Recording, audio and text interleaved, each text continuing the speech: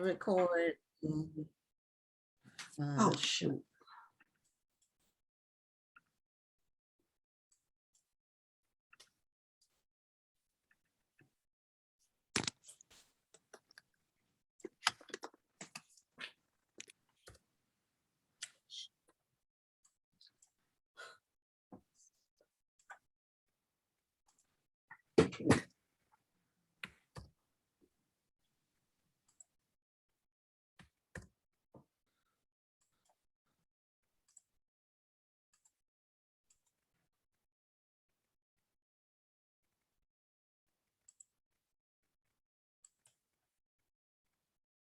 Happy New Year. It's 2022. And this is the first episode of Black Authors Matter TV for 2022. I hope you all had an enjoyable New Year celebration or a restful one, whichever. Sometimes it's good to rest. So, especially without all the stuff that's going on. And I hope you all are staying safe and healthy. I'm Gwen Richardson. I'm your host for tonight, along with my co-host, Dr. Rhonda Lawson. Hello, everybody. Welcome to 2022. Yeah, we're excited about the coming year. We've got some new stuff going on, and we'll continue to have amazing guests week after week. I have a few housekeeping notes at the beginning. So first, our show last week, if you didn't get a chance to watch it, it was really great with our masterclass at the end. And it was one of the highest views of a show that we had in the fourth quarter. It was the highest view show in the She even motivated people who weren't even authors. She did. So Joylyn, hugs and kisses to you. You are the best. And we just appreciate you for sharing. I have a blog tour for the first 2 months of this year, and I'll be posting my blog tour on my page as soon as my graphic artist finishes doing the graphic about the schedule. So that'll be tomorrow or the next day at the latest. And I'll be appearing on blogs all over for the month of January and February, and doing a couple of in-person things, but they'll be local. I'm not doing any traveling right now. The Black Authors Matter TV Awards is going to be again this year. And the closing date for inclusion in the nominating process will be the March 1st show. So everybody from, I think it was March 9th of 2021 to March 1st of this year will be included in the nomination process. So I think it'd be unfair to include Joylyn in any of those categories. Well, we need to give her own award. Well, that is true. We may have to come up with a special. I have a special award about the highest vote getter, but we might come up with another award. We'll see for this year. Yes. We're having a throwback week, the first week of Black History Month, because our first show is February 1st. And for the throwback show, we're going to be bringing some people on that you haven't heard from in a while, authors who have written a lot of books in the past, but they took a hiatus for whatever reason. So I'm not going to say who they are. They've already been scheduled. So we'll see them February 1st. And finally, yay, I wanted to share some books that I purchased. Whenever I purchase books as a result of appearances on the show, I like to share them.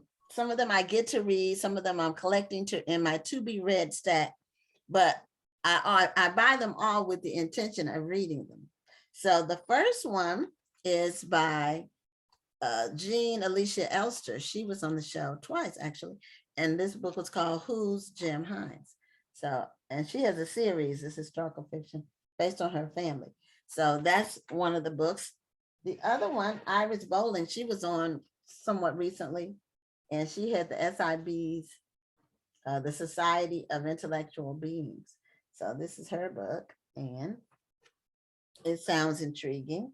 And I like it. T. Wendy Williams was on the show a couple of weeks ago, and her book is called Lost in the Music. So I purchased her book. She's a home girl, and Wendy used to come to our store all the time when she had her earlier books. And so this book looks interesting, and I love the cover. So without further ado, we're going to announce our lineup for tonight. We have Lydia wants to know what's the next book for the book club kickback. I don't have a confirmation on it yet, so I don't want to say. I'm thinking it will probably be in March, toward the end of March, when the date is. I have a book in mind, but I haven't reached out to the author yet. So, but thank you for asking about that. Yeah, we're gonna have probably end of March is when it will be. So once I get a confirmation, I'll announce who it is and the date. So our first guest tonight is Baye. She is a memoir author from Royston Publishing. And if you remember Royston Publishing, Julia Royston, she has done a couple of seminars at the festival, the virtual festival, about self-publishing. She has a lot of authors under her umbrella. And so 2 of them will be on tonight. Baye is the first guest of hers. And at I noticed that. Or 8:30, I'm sorry. We have Peggy Dixon, that's also from Royston Publishing. And Julia is in the house. She is already in the chat. Oh, she is. Okay. Yes, Well, good. I thank you for looking out. Rhonda, you do such a good job of that. Our second guest is Rhonda McKnight. She has written several books, and her latest one is called All the Cowboy Wants. So she's going to talk to us about her series. Our guest at 8 p.m. is Darryl Harvey. He's an author, but he's also the founder of the Black Child Book Fair, which is a book fair that moves around to different cities. So he's going to talk to us about that, this year's schedule for that event. So Baye is our first guest, and she's coming on. She is a memoir author. Her book is called The Book of David, My East Harlem Love Story. I like it. So welcome to Black Authors Matter TV, Baye. I think you're still muted. I said, hi, how are you? I Doing just want to great. let you know that my last name is Baye. Baye. Oh, thank you for letting us know. We don't like to see people's names wrong. It wasn't an accent on there, so I thought it was Baye. If you don't see the accent, I mean, here in Kentucky, they call me Betty Baye. So, you know. Oh, okay. Well, you know, my maiden name is Day, Daye. Okay. That's my maiden name. So I just assumed it was rhyming with my name. Well, Baye came with a husband, you know, that Okay. is no longer seen. But anyway, the name stayed. Oh, Well, you okay. are in my old stomping grounds. I used to be stationed at Fort Knox, Kentucky, so I was in Louisville quite a bit. Oh, okay. Well, I'm from New York, but I've been down here for a while. I came here as a reporter for the Courier Journal newspaper. Really? Back in '84. So for 27 years, I was a reporter, editorial writer, and columnist. So I did a lot of stuff at the newspaper. So I really come out of journalism is what I was trained to do. Yeah. That's amazing. Okay. I don't know if you're familiar with Fort Knox's newspaper, Inside the Turret. I was the editor of that newspaper when I was at Fort Knox. Okay. Well, then you know about that world and deadlines and stuff like that. And since I've gotten out of daily journalism, you know, deadlines are a challenge for me. The pandemic was right up my alley to do nothing. Okay. So, yeah, I've only been to Louisville once, and that was for the Derby. It was for a counselors, like guidance counselors conference, the statewide one in Kentucky. Okay. I went about my book on debt-free college. Yeah, it's a nice city. You know, I just carve it right out of the rest of the state. Louisville, it's just carve it right out. You basically can. I think Louisville is the Atlanta of Georgia, or it's just like Atlanta, Georgia. Louisville is like the Atlanta of Kentucky. And a lot of people see it as like the big bad city, you know. And from New York, I thought, you know, coming from New York, it's like a town. Right. I ended up staying in Indiana when I went because I didn't realize. It's right across the bridge. Right. It was right across the bridge, but I didn't know I was going to be in Indiana till I got there. And the Uber driver drove me over the bridge and said I was in Indiana. I booked a hotel and I didn't realize it was in Indiana. But well, yeah, it was right across the bridge. They kind of they call it Kentuckiana. You know, that's how close it is. Okay, yeah, and I had some wonderful pinto beans with ham and cornbread there. And the way it was prepared, I had never seen it prepared like that in a restaurant. It was in the hotel restaurant. Oh, So wow. I was the hotel where the event was, not where Pinto beans and cornbread.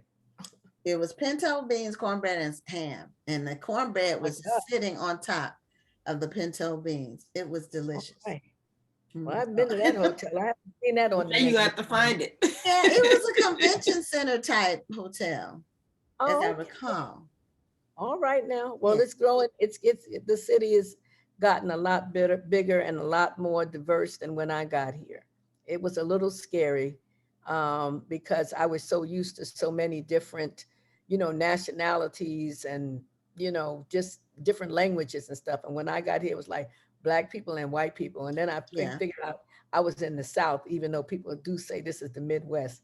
It is the The South. South. Yeah, Yeah. that's one thing. The South is different, but I mean, there's more different people there now, but it used to Yeah. basically be black and white. And that Yeah, was it's it. got to be very diverse, and I like that. I like that. I like having Cuban restaurants, and well, some of this stuff is not even Mexican, but the pretense of being Mexican restaurants. But I like that variety. Even though I don't eat all kind of foods, I do like the Like idea they the got opportunity. Ethiopian restaurant. If friends come to visit, I Right, can sort of appeal to their palate. right. So how did you go from journalism to writing your book?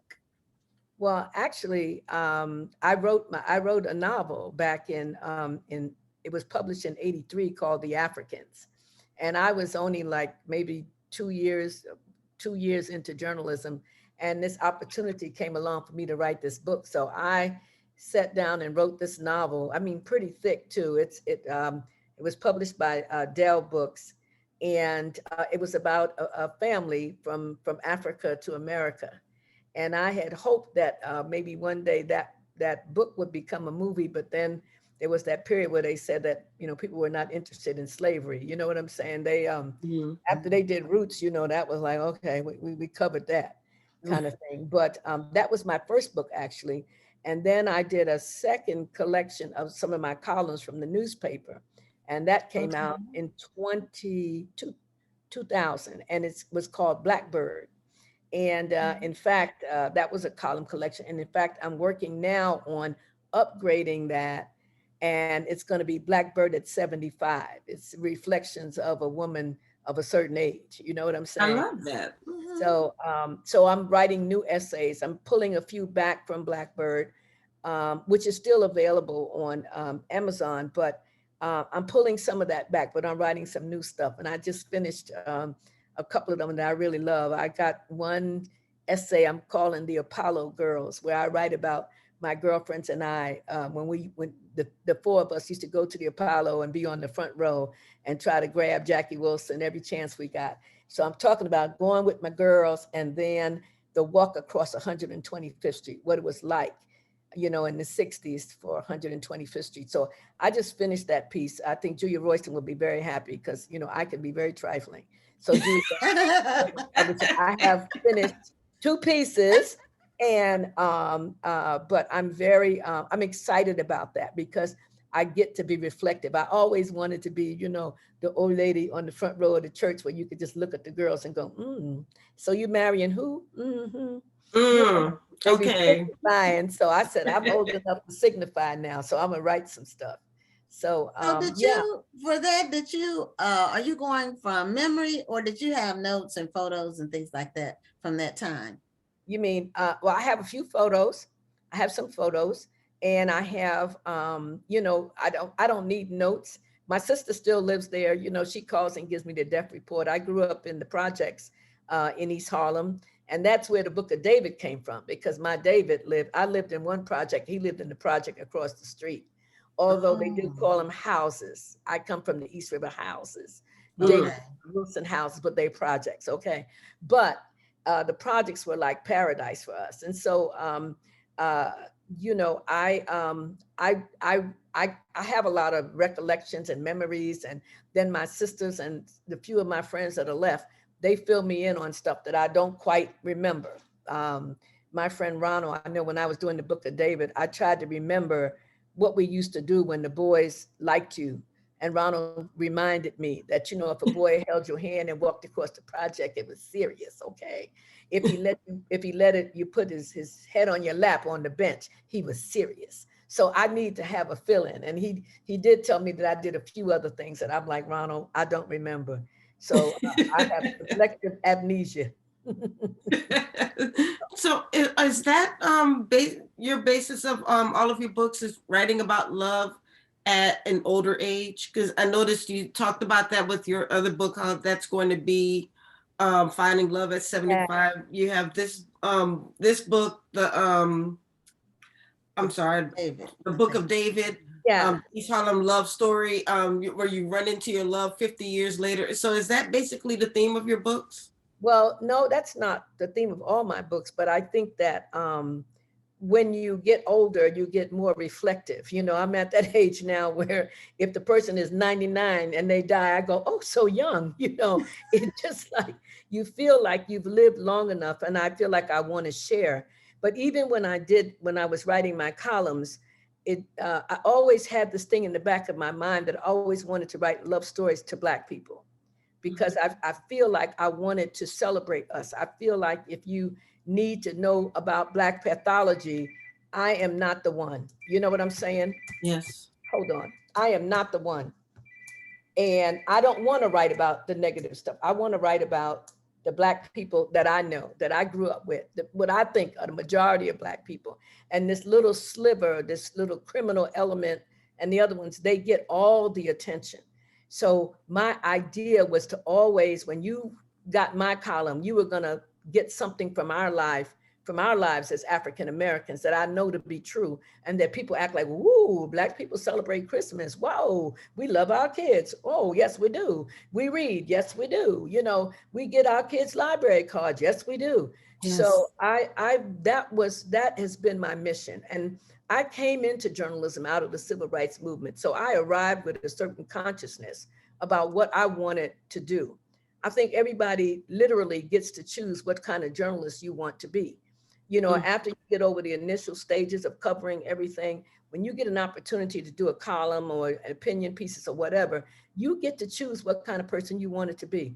And I didn't want to be the Black journalist feeding into the notion that we are pathological people, that we don't love. We are lovers. You know, we dance, we love music. And I wanted to always celebrate the people that I grew up with, because if I don't write about them, nobody else will.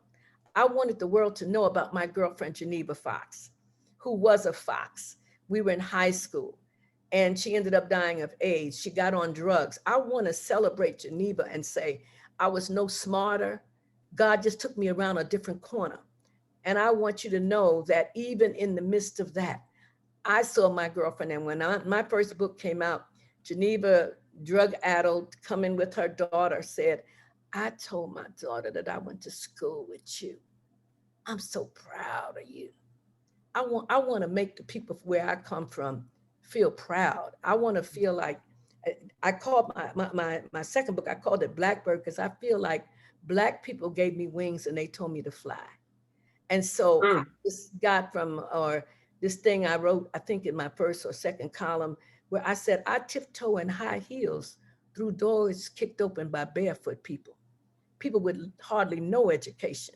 Right. So just because you're educated, you got degrees, don't mean that you're not smart. Black people are brilliant. Yes. The Bible was based on our brilliance. And so I always want to celebrate that in my work. So it's not just about, age, but it's like, for me, a rolling love story. And that when I leave up out of here, if my nieces and nephews and whatever, if they read, I can leave them something to be proud of. My parents are dead, but I still want to please them. I still want to feel that they would smile. You'll honor their memory. Yes. And my daddy said, you got to uphold the race. I never got over that.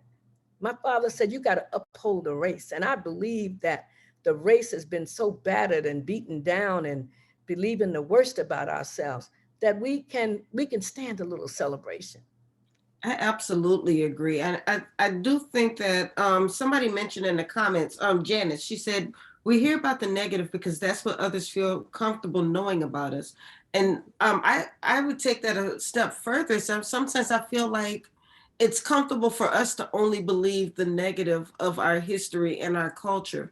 We don't want to say, oh, well, we did this great thing, because if we say we did this great thing, somebody's going to come and say, well, they only let us do that because, or that's only because. It always has to be a caveat. Yeah. Whenever we talk about the beauty of our culture. Why can't it just be just plain, let's just talk about the beauty of our culture and not always bask in the negative? Well, I always have the response when I hear Black people, say things about Black people, like Black people don't do this. And I always ask them, but where did you come from?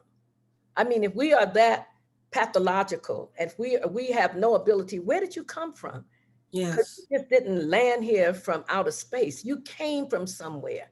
And out of all of whatever negativity you may have seen, there was somebody with a flower coming up through the cracks, a rose. Somebody put something in you that allowed you. So I'm not one of those people. I don't get around Black people don't do this, they don't do that. There's lots of things that we don't do, but it's never because we're not smart enough. Absolutely. And it's never because we're not able. And it's never because we don't love enough. It's circumstances. And I don't want to just paper over and say we don't have any pathologies. We do. And in fact, I don't even know why most Black people are sane, to tell you the truth, because all of us should be a little bit crazy, because it is hard being Black. Yes, it is. There's a lot of responsibility to being Black. Yes, yes. And some of us, I mean, I'd have no problem carrying the race on my shoulders. My daddy told me, that's like my responsibility. Yes. Because I want you to know, I want the world to know how beautiful we are, how lovely we are, how smart we are, and like when I was writing about David, David was Puerto Rican, my childhood sweetheart. We both come out of the same thing. We might not have been together if we had really hooked up when we were kids, but we met at the right time in the right place. And I wanted to celebrate him. I wanted to celebrate his life. I wanted to celebrate how he loved me and how I loved him. I wanted to let women know that you can be of a certain age and still find love. You just got to be ready. You just got to put some lipstick on, comb your hair, do something. Just don't go out any kind of way, because you don't know where to You don't know. You don't know. And the thing is that mature love. I mean, we had like mature love. Right. And I just thought, I really love him. And I looked out for him. I learned about being a caretaker. I wanted to write that book first to celebrate him, to celebrate where we come from, but to talk about the journey, because the back of the book is my journal, notes that I kept while David was dying, because I never wanted to forget to remember. I never wanted to forget to remember how he smiled at me. Yes. The things that he would say when it sounded like he was, maybe delirious from the cancer, that I wanted to remember him, him sticking his tongue out at me, and, from behind the curtain as they were changing him. I wanted them to know that David loved nature. You know what I'm saying? I wanted them to see that room where he died, and I wanted him by that window, and I wanted to tell you what God gave me to get me through that, so that I could say, I just felt like he just got up out of that rotten body and walked straight on up toward the sun. Come on, yes. God gives you a way to deal with grief. And so I wanted to let the readers know that there is God, and that love, most of all, that love lives beyond the grave. Love lives behind the grave. What David and I had will never change. He'll never get older. You know what I'm saying? He'll just be there, and he'll always be there, and he'll always be loving me. And so that is important, that we understand that death is a part of life, and it's difficult, and we grieve. But anybody who's lost somebody they really love, was close to them, those times when you feel like they are right there on your shoulder. They are right on your shoulder. They are not far away. And sometimes I could hear David in my head, And I told Julia, my publisher, Julia Royston, I said, Julia, I said, I was trying to finish the book, and I said I was scared to finish it because I thought if I finished the book, David would go away. And I wanted him to not go away yet. So you know what I'm saying? So The book was a journey for you. It wasn't a means to an end. It was a journey. Exactly. And it wasn't a plan. It wasn't what I planned to do. But not long after David died, I was, you know, just broken up. And I swear, I heard this voice that came to me. And the voice was so clear. And it said, tell somebody about me. And I thought it was David. And I'm thinking, boy, nobody want to tell nobody about you. Get out of here. And then I listened again. And it felt to me like the voice of God saying, I want you to tell somebody how I kept you and how I kept David, how that journey was. And so that's what I wanted to do. And every chapter in my book is the title of a song, because I you know, that was my hook for each chapter. And I played a lot of music when David was dying. So I would play the music for him on the computer. Sometimes he would wake up and sing a little bit or something. But the point is that those songs are the music that I listened to that got me over, and that were thematic of where we were in our life, on our journey. So what kind of music is it? What kind of songs? Well, I like all kinds of songs. I have my days. I have my Miles Davis mornings. You know, I have Johnny Hartman moments, Temptation moments. And so the songs are, I love Phil Perry. Phil Perry really got me through, okay? He really has a voice. Yes, he has a voice. He's a little person with a big voice. Well, you know what? I never knew how tall he was, but I always thought he was like fly and fine anyway. Yeah, that's true. That's true. You know, I think he's from St. Louis or East St. Louis, somewhere around that area. I think he's from that area. But he would have this song about Closer to Heaven. And it would be, I'd play that song, Closer to Heaven. I can't sing, but you know, it was like, that was the opening chapter. I called that Closer to Heaven. And then I had Teddy Pendergrass's song that was done in Spanish, you know, like Turn Off the Lights. About the first time David and I were together, Turn Off the Lights, and how he, yeah. And then I had I Blame You by what's Lettucey? I Blame You. I Blame You. I love Lettucey's voice. Because my friends would say, girl, you know, you look like you're looking in love. And I said, oh, I blame David. So, you know, I Blame You. And then, you know, I had Frankie Beverly and Mays, you know, different songs that really would inspire me to write, or that I played while we were on the journey. So it's all kind. And one of my friends actually made a playlist of the songs from my book. If I could afford it to do that, I would have included like a song list with the books that, you know, that somebody could hear. But no, well, they can always look them up. You know, that's the YouTube, Spotify. I'm sorry to say that we only have 2 minutes left, because I can listen to you tell these stories all night, and I think you have everybody enraptured.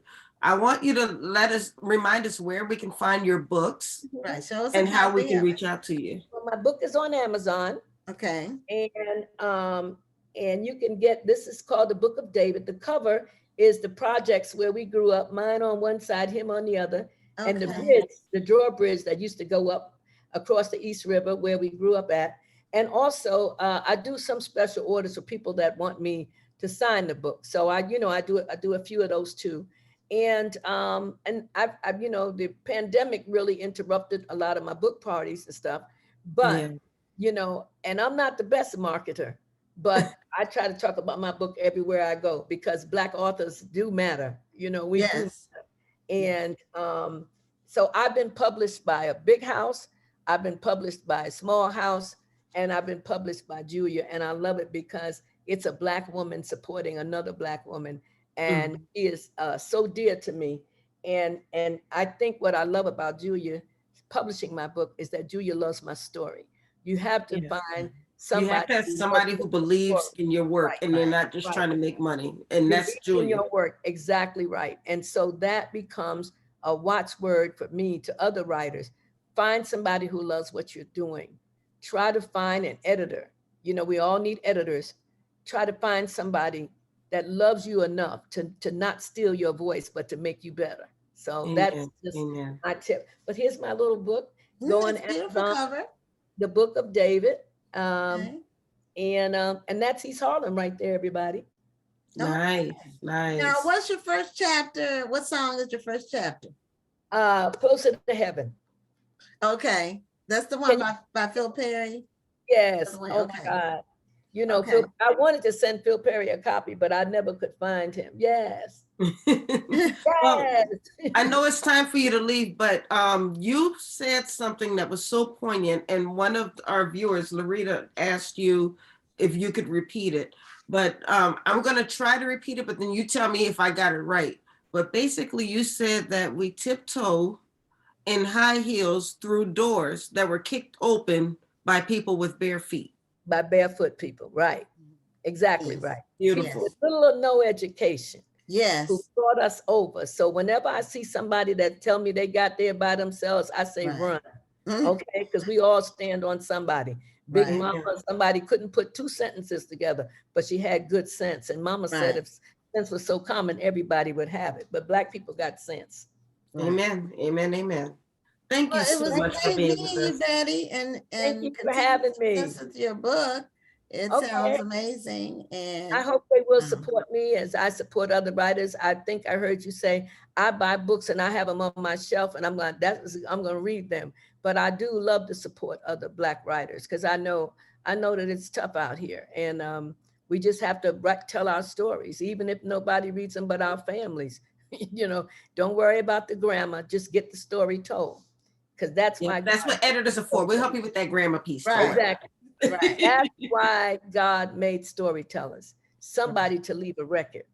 And Yes. I'd like to leave a record that my people were here, that David was here, that Geneva was here, that I was here, that my Apollo girlfriends were here, that we were here, and that we lived and we loved. Well, thank Amen. you again, and Happy New Year to you, and Thank continued you. success. Thank with you. your book. Thank you. And I thank Julia for turning me on to you all. Thank you so much. Oh, Thank you. You have a wonderful night and Happy New Okay. Year. All right. Bye-bye. Bye-bye. Bye-bye. I'm That going was to a leave. very amazing story, and sounds really interesting. Oh, I was so into it. I forgot to post her website. Her stuff. Okay, well, you can go back and do that. I'm doing it right now.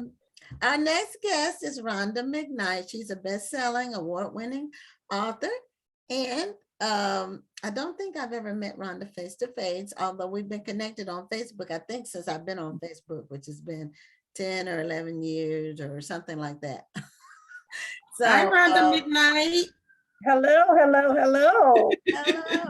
And Rhonda and I were sharing, when COVID first hit, we were sharing recipes online, cooking tips online. When they told us it was 2 weeks to slow the spread, we thought it was going to be 2 weeks. I remember That seems like a long time ago now.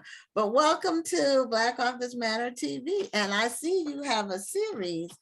And I didn't realize you did several books like back to back with similar titles. It's a series, and so this All the Cowboy Wants is the latest book. Is that right? Am I correct? No, No.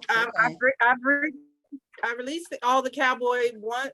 First of all, let me say thank you for having me on. Oh, you're welcome. And so I'm excited to be on tonight. And All the Cowboy Wants is actually a story that was released in June 25th, I think. And since then, I've published 2 more. There is All They Need, and All the Pastor Wants is the most recent one. So that's a Christian. Is it like a different? Is a cowboy a pastor? Is it another? No. What's the common thing? No. All somebody wants. All that I started with that's got me even confused about the titles. But it's 2 families that I'm writing about, a group of women named the Ingram sisters, and then another family, which is mostly men. There are some women in the family that we've met, and just they've grown up together in the same community, and how they've gotten to a point where they are adults. They've had these relationships, for the better or worse, with these people in terms of friendship, and how they're each finding love. Couples. So Okay. each book is about a different couple. Okay, so somebody in that couple wants. One of the people in the couple, that's all they want. Right? All they want. Is there a story named All They Want? Yes, there is an All They Want. Lord have mercy. This is not right. But You I got so started many it. books, You you see what can't I'm remember saying? the titles. Lord, That's a good okay, problem so to we have. started with All She Wants. Okay, All And She this was Wants, not, okay. this was not supposed to be a series. This was Okay. a Christmas book I wrote last year in December. I released it. I had the Ingrams and I had the Bennetts, and people just fell in love with these characters. And they were like, well, are there going to be more books about the Ingrams and the Bennetts? Because it was a very family oriented book. The sisters were very close, the brothers, and there's some Bennetts have sisters too, but they were all like very close. And it was just a very warm, heartwarming type story. And I wanted to write it because I had not written anything in 2020. You know, with the pandemic, I was outside gardening, honey. I was doing some of everything but writing. And so at the end of the year, I realized, like, how am I supposed to be a full-time writer and I haven't written anything? Basically, I was kind of making my money doing some freelance editing, and that was fine, but I wasn't creating anything of my own. And that was problematic for me because I'm a Christian fiction author, and I feel like, you know, not that this is a Christian fiction thing, but I felt like I'm not leaving a legacy of my own books. You know, editing is just like you're taking a shot in the arm, you're paying your bills, but there are no books by Rhonda McKnight. So I decided I've got to get a Christmas story out. And so my readers really enjoy my Christmas stories. So I wrote All She Wants with the intention of writing one book and then figuring out what was going to be behind it. And it was just so well received. It sold so well. And I got so many requests for more of the family that I decided to write the next book, which was All He Needs. And before I knew it, I kind of branded this all. Okay. So that's that. So the stories are tied together by the people. The people show up. You get more of their story in the continuing books. They all have either a happily for now. These are romances, happily for now, and some have their complete HEA. But if it's a happily for now type story, like All She Wants was happily for now. At the end of the book, these people had realized that they wanted to be together. They did not get married until the fourth book, their wedding. Okay, So all the cowboy ones. It's a continuing saga, and the readers get to just catch up with everyone's story along the way. Okay, well, one of People your love sagas. You know, I think sometimes we might be ready to move on to another character, but readers love a good character and they want to follow that character for the rest of their life. Seems like Robin Pendleton says all the Bennett men are rich and fine. She's one of the viewers on tonight. She is, but let me tell you what else Robin is. Robin is the heroine. She's not technically the heroine, but what happened is somewhere, maybe it was All the Cowboy Ones, Robin said something like, I want a Bennett man, and I wish somebody would put me in a book. And I said, oh, you want to be a book? You want to be in a book? So my heroine in this book is Robin Pendleton. So she, I got her hooked up with a pastor girl. I'm speaking everything into existence for you. I'll help you out. Let me know what you need. That's funny. That's Do funny. you ever find that your book that wants to be in the book? That's interesting. But do you ever find that sometimes people latch on? It's funny. I have another person who made the same request. Now I warned her. I said, "Now, girl, let me tell you something. Now, you know, because I almost had Robin on a pole. I don't know what's gonna happen to your girl. I write the story. Now, I dig a little deep. So it's so funny because in the All the Pastor Wants, there is an excerpt to the next book, which will have this woman's name in it. And at the end of the book, she's getting arrested. Like the chapter ends with her being arrested. So I said, well, you asked to be in a Rhonda McKnight book. We're gonna see how you feel about it after you find out why you're getting arrested. Well, that's great. Now, are your books novellas or are they full no? Some of them are full novels. Like this particular series, there are 6 books. 3 of them are full novels. So it varies. I just sort of, I've written quite a few novellas, but I've written a lot of novels too. I mean, I started off writing really long novels. But I enjoy writing novellas. I think that I know how to do it. I don't know that everyone necessarily does. And I do, so I enjoy it. And so, but I also enjoy getting under a novel every so often because my readers ask for it. And some stories just call for more words, depending on what the arc is. And so I do both. Okay. Now, when you're writing your actual novels, your full-length novels, do you have a specific word count that you go for? Because I know a long time ago, it used to be 75,000 to 85,000. Sometimes they would stretch to 100,000. Do you ever have a number that you try to stay around? I don't have a goal. I decide what the story is going to be, and wherever it falls is where it falls. And so that's why, like I said, I have some, and I think now people are thinking that I still think of a novel as being at least 55,000 words. That's me. I know a lot of people believe a novel at this point is 40K and up, but I'm still like a 55K and up for a novel. Yes. And so most of my novels, I have a couple of novels that are in the 60,000 range. I have, 90,000, 95. I mean, I just tell the story however it needs to be told.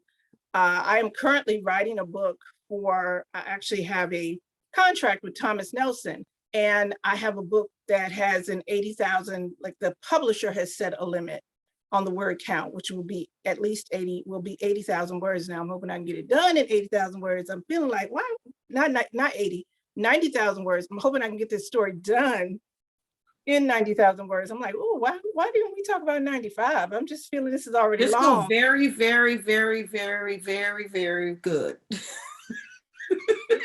Very. I write till it's over. I have found, because I've started ordering books from some authors on the show, and sometimes they're novellas, and I don't know it's a novella until I get it in my hands, because I order them through a distributor. So, but a good short story, if it's a good story, it's a good story too. So, right. I like them. What I don't like a long book. Well, really, I don't even finish if it's a long, boring book where it's like a whole bunch of pages and nothing happens. I'm on page 75 and nothing's happened. I feel that way when people start to over describe. When you're doing 2, 3, 4 pages of just description and you forget where they're going with this. And you don't develop the characters, So I like a well-written story with good character development, and it needs to be edited. I admire people who are able to weave together stories. I'm better at nonfiction, but I can write pretty much anything but nonfiction, or I'm good at children's books. I found out, which was new to me totally. I started doing that a year and a half ago, but I have a passion for business. And so all of my children's books are around business, because I think the children need to have that seed planted early where the bug is in here, and they know that this can happen, or it's a possibility, or it's a choice. It's something you can pick. You can be a fireman, you can be a nurse, you can be a business person. I want them to have those thoughts. And so, but I know you've been, how long have you been publishing books? You've been in the publishing. My first book came out in 2009 with Urban Christian, which was an imprint of Carl Weber's. And I Right. had 4 books published with Urban. So that Okay. was 2009 to about 2013. And I think I released my first indie title kind of on a dare in 2013, and have been independently published since then, up until I recently, like I said, signed a contract with Thomas Nelson. Okay. Mhm. Well, great. Now, you're also, in addition to being an author, you are involved in 2 major events that are annual events. And one of them is coming up soon, Black Ink Charleston. And we had the young lady who's the coordinator, I can't call her name right now, but she was on. Rhonda Brockington. Right. The Rhonda. Brockington. Yeah, great interview. She was on a month or so, maybe 6 weeks ago, something like that. So tell us about how you got involved with that, and how are things looking for January 13th through 15th, especially as it relates to COVID? Well, first of all, I'll say this, Black Ink is virtual this year. We were virtual in 2021. I moderated a panel in 2021. And Dwana and I have known each other on social media about as long as you and I have, since the beginning. Okay. And just being friendly and being writers who chatted with each other over the years. So we had developed a friendly relationship. And so she knew that I was involved with the Christian Book Lovers Retreat. I've been a member of the board for CBLR for, I think this year is going to be our 7th year. Yeah, I think it's going to be our 7th year. And so I've been on that board from the beginning. I started off as the webmaster, and then I was the volunteer coordinator. And for the last couple of years, I've been the author liaison. And so I've enjoyed that. CBLR has been a very successful event, thanks to Vanessa Miller. She is the Vanessa's wonderful organizer. I mean, she's just wonderful. And so CBLR has done extremely well. And so when Dwana was looking for people to invite to the board, she knew that I had moved from Atlanta to South Carolina a couple of years ago. And I'm probably about an hour north of the Low Country. And she knew that I had worked on the board for CBLR, and she felt that there were some things that I would be able to help them with, just because of the experience that I had with an event that was paid. They have the Black Ink is a part of the Charleston Friends of the Library. And so largely, it's a nonprofit event. And sometimes when you've got to hustle and make money for an event, you can just be a little bit more creative, a little bit more hungry, with respect to programming. Although Black Ink has done an amazing job from like day one. I mean, they've had some of the most wonderful speakers. And so they just kind of I was invited to the board. I thought it was great because like I said, I live in South Carolina. I saw no downside other than, the time that you have to give up to work on the board. But I'm really excited. It's a really great team. And I'm really excited about this upcoming event because for the first time, as Dwana shared a few weeks ago, we have added editor and agent pitches to the program. And so, wonderful. Yeah, it gives, Black authors have, authors of color, period, have had difficulty with entry into traditional publishing for a whole lot of reasons. That's a whole nother show that we know about. But basically, we've just been denied some opportunities because gatekeepers just, didn't understand our stories, didn't think they could sell them, like all the excuses and all the reasons. And so being able to offer writers who want to be traditionally published an opportunity to sit down with an agent and an editor. I mean, we have some really powerhouse editors coming to this event. And when I say powerhouse editors, I'm talking about executive editors, Monique Patterson, she's a VP at St. Martin's Press. We have 2 VPs from HarperCollins Books. We have from Mira and Park Row, which I've never seen either of those two listed taking pictures anywhere. So it's really, so I made the invitation and they were like, oh yeah, sure, fine, we'll come. And so I'm excited about that. I'm excited about the potential for that because the book deal that I currently have, I got pitching at a conference. It can happen. Some people think, oh, they come, they're not really looking for anything. And that's not true. They are. If they're going to spend their time, they are looking for something. And they may not even know what they're looking for, but when they see it, they'll buy it. And that happened for me. So I'm excited about that, the potential of that for other people. I think the great thing about that also is that even if you don't win the pitch, you never know who's listening, who's going to hear your pitch, and they may talk to you offline. Or you're sharpening your skills, so when you do the pitch again, you're even better at it. So, I mean, it's a great idea to get into as many of these pitch contests as possible, whether you're pitching to a book club, an agent, a publisher, whomever. Get out there and get your name out there, get your work out there, because that's the only way people are going to understand and know who you are. Absolutely, because we're always pitching. You know what I mean? Like Yes. you're always pitching. If you're marketing, you're pitching. And so fine-tuning those skills and just and being able to market yourself and share your stories, it's a great opportunity, and everyone should do it. I don't care if your intentions are to just indie publish, you still should be pitching somewhere, Right. to work out there. Someone wanted to know the name of the conference in Charleston. Yamana Woods Dove wanted to know that, and it's Black Ink Charleston. So do you know do they have a website?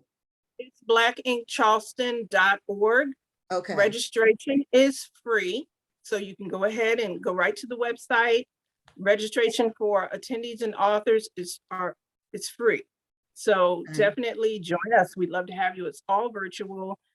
We use a great platform. We're using the same one we used last year, which just was just really seamless in terms of people being able to move around. And it really felt like you were at a conference. There's actually rooms that you use that have seats in them.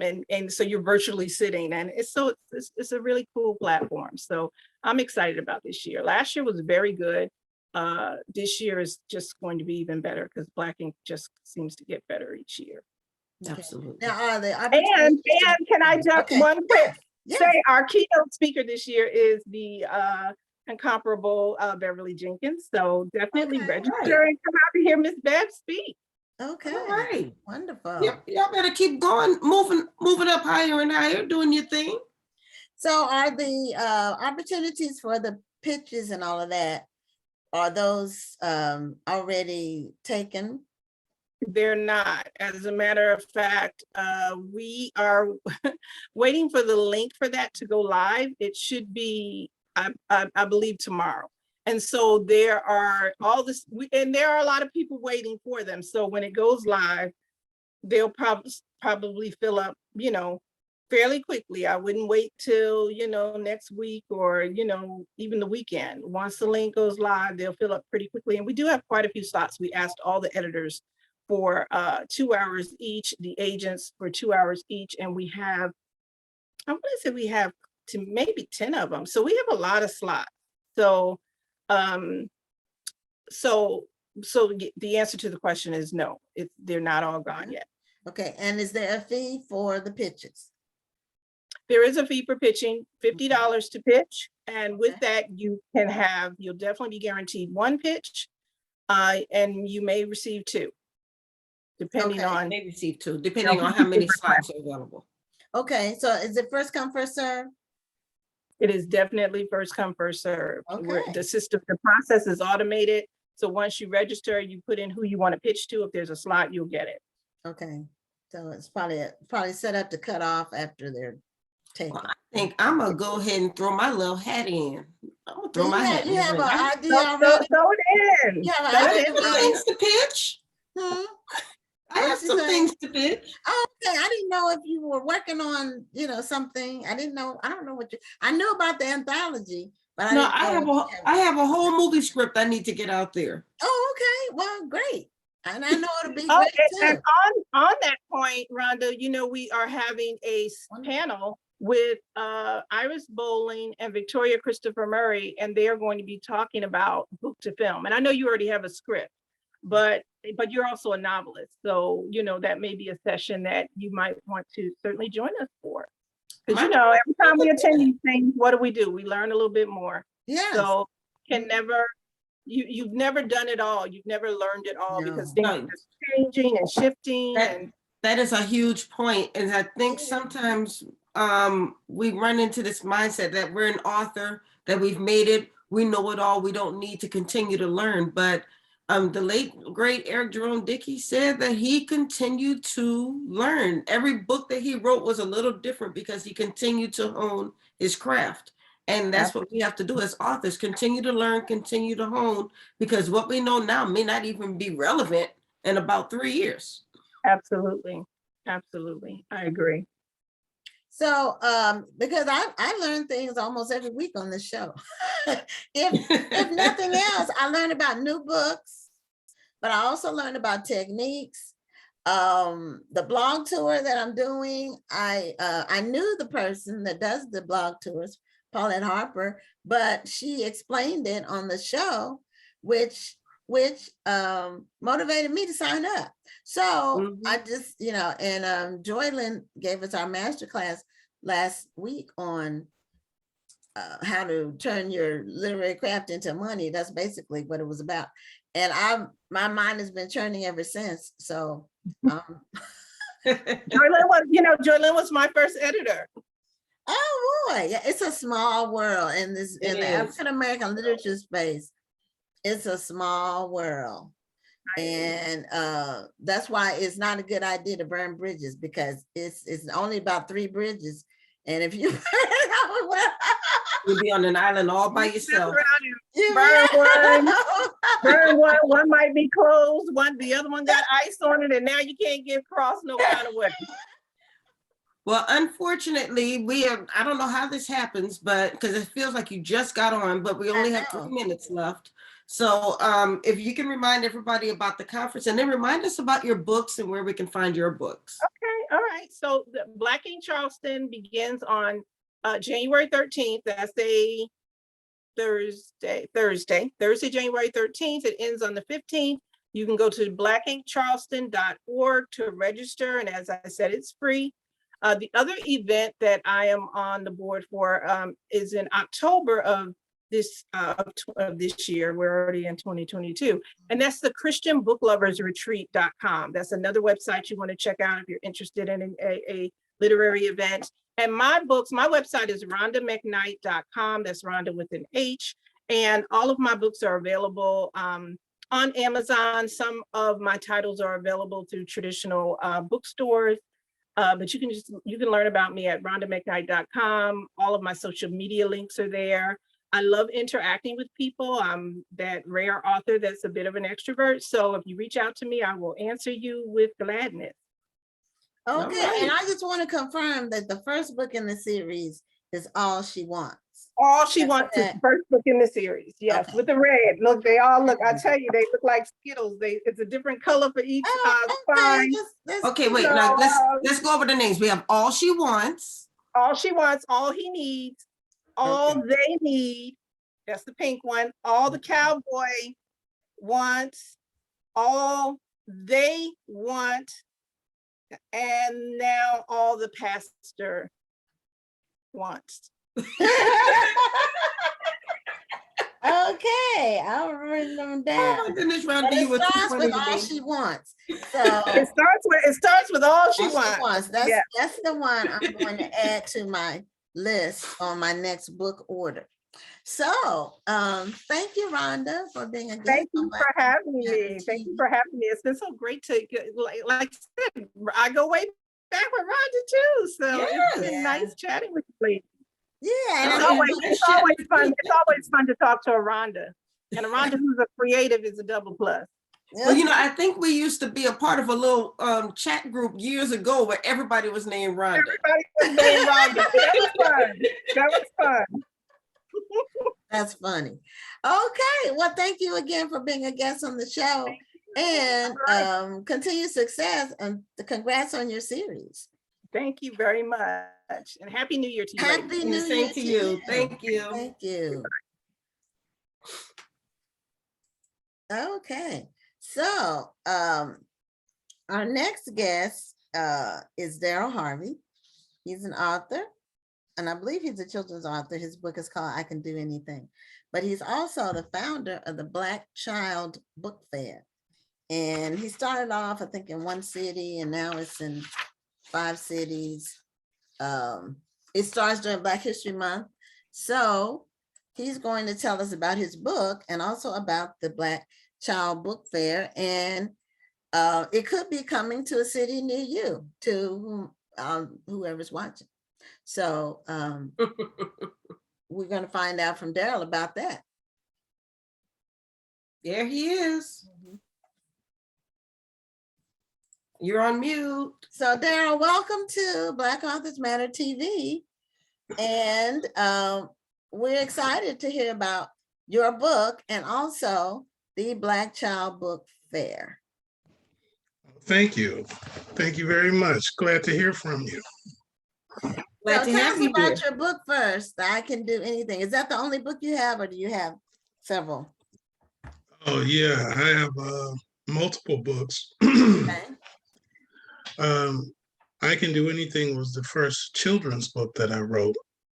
Okay. And it is the flagship, so to speak, for the series that I call the Sunflower series, which talks about social emotional learning for children ages 4 to 10. Okay, so I Can Do Anything is motivational. I'm gonna just like guess. It's a self-esteem builder for young children that are just starting to read. Okay. So it's the first book in my series. Again, I call it the Sunflower series, and there are currently 7 books in that series for children. Okay, do you have some of them handy so you can show? Yeah, do you have any covers you can show us? Of course I do. Oh, I thought you were about to say no. I was about to say I that. thought he was gonna say no too, because in the email I sent everybody, I tell them to have a copy of their book handy so they can show it, because it's better to see the cover, and because when you Right. go online to find it, it's easier to find if you already know what it looks like.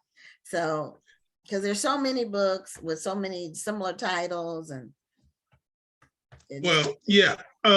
So first of all, I do have a website, which is harveywritersgroup.com. I just put it in the chat for you. Okay, wonderful. okay. And along with I Can Do Anything, there's Alicia's Big Test, which Alicia's Big Test talks about actually having to study. It introduces science, and it introduces young children into the frame of mind that, hey, there's a test coming up. I got to study to get ready for it.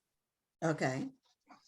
There is also Amigo Means Friend. Okay, so is that to teach children Spanish? It introduces 12 words of elementary Spanish. Okay, all right. But also, as you see the little boys working together, it also introduces the theme of working together. Okay. What do you do when a bully picks on you? Okay. Hit him. Oh, sorry. So, of course, this follows the age-old, hey, we got a bully, what do we do? This guy is beating them up, calling them names, and even cyberbullying. And it's just a coincidence that the bully happens to look like Donald Trump. Now, who's the bully? It's just a Oh. coincidence. Okay. You think he looks like Donald Trump? Okay. Okay. Now, what do you do? Oh, bully. You have bully in red. I like that, putting bully in red. Oh, yeah. And Mhm. Also following along on the theme of that is my book, We Don't Have to Fight. Okay.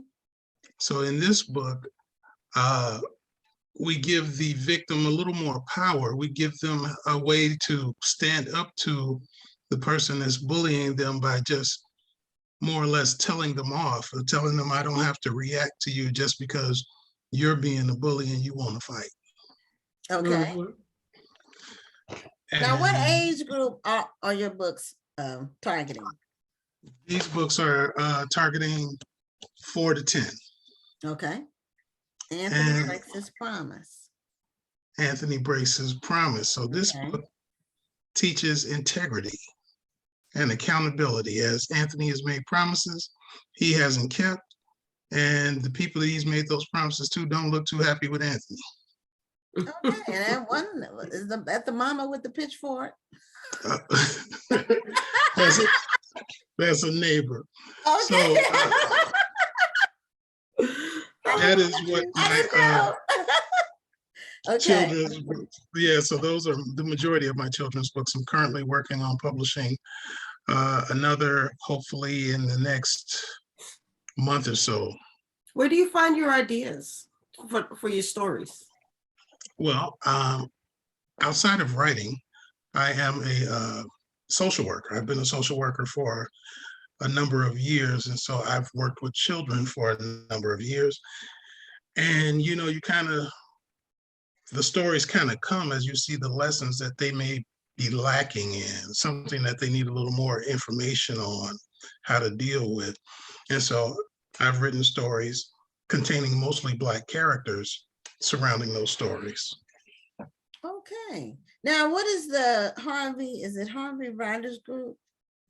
Harvey Writers Group. So that's kind of like my. About? So that's kind of like my parent company, so to speak. Before I started writing children's books, I also write books of poetry.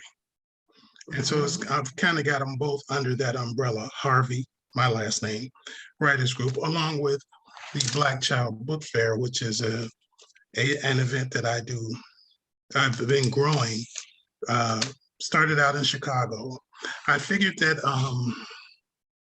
as I started getting into writing books for children, the first book that I wrote, the I Can Do Anything book, I was inspired to write that book working as a mentor for a 6-year-old boy. Now, this young man was surrounded by women. He lived with his mom and his sister. His teacher was a woman. His babysitter was a woman. So his mom figured, hey, this guy needs a male influence. So someone asked me to spend some time with him. And I spent a little over a year with him. And as our time was coming to an end, I wanted to give him something to remember me by. And up to that point, I had only written poetry. So I got the idea to write a book of poetry, but for a child at their development level.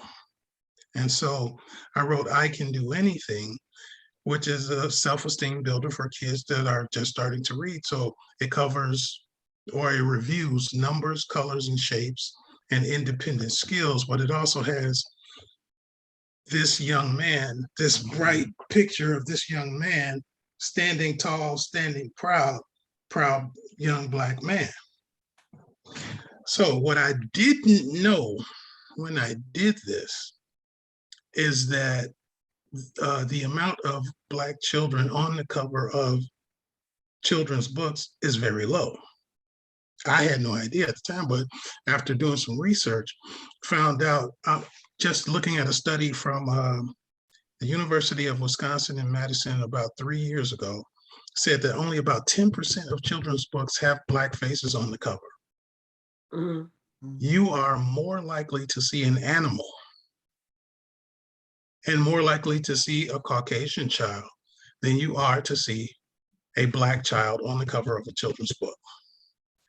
And, you know, I was like, wow. So I wrote this first book and, you know, I really didn't think much I liked the book, but I didn't think people would really get into it. But Black parents were swarming me going, hey, it's very hard for us to find books with Black faces on it for our kids to have characters that they can identify with. So a light bulb went off in my head after hearing this a few times, and I developed a book fair focused on Black children. Now, this book fair goes to different cities. How does that actually work? That is largely, that's me making phone calls and emails, trying to make connections in these different cities to make it happen. So it began in Chicago in 2019, and the response was incredible. We were just overrun with parents. So 2020, right before the pandemic hit, I took it to St. Louis, I took it to Indianapolis, and of course, our home city, Chicago. And again, the results were fantastic. So along comes the pandemic. Pandemic shuts everything down. Like it's about to again, it looks like it may do that again. But when it eased up in 2021 in the spring, I took it to 8 cities throughout the year. Okay.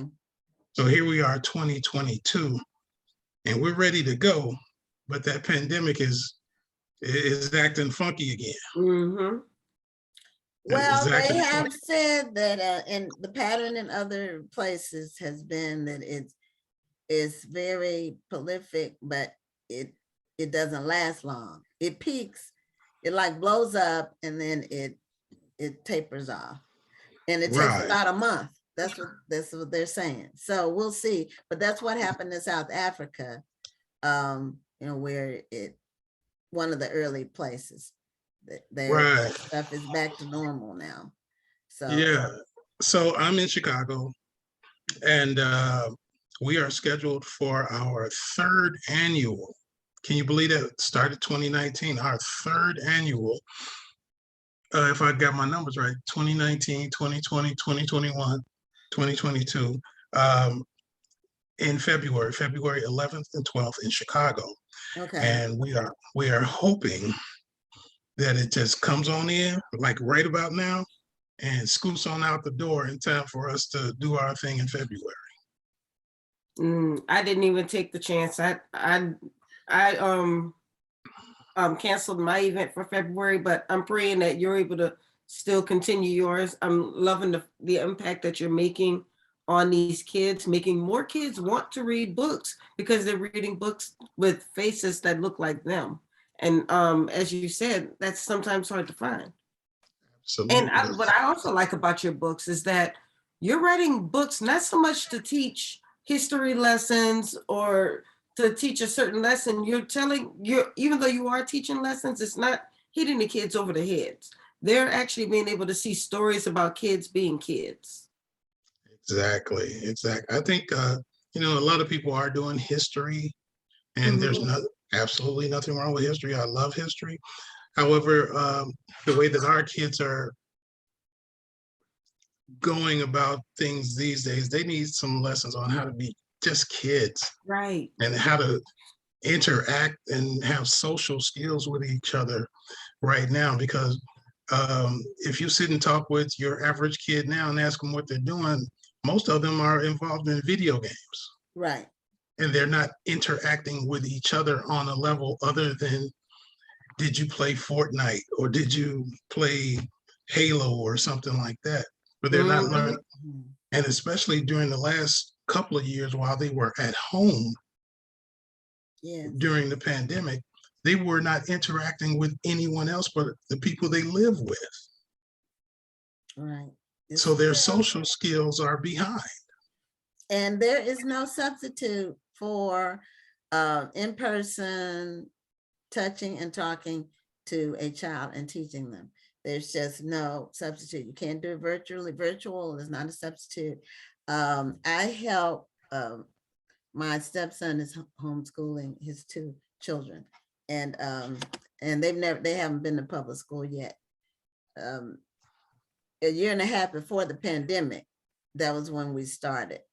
And so, and during the pandemic, I really didn't see them for a good 6 months because everybody was, in place and all that. But for a year and a half, I went every Friday, and they spend a lot of time on devices.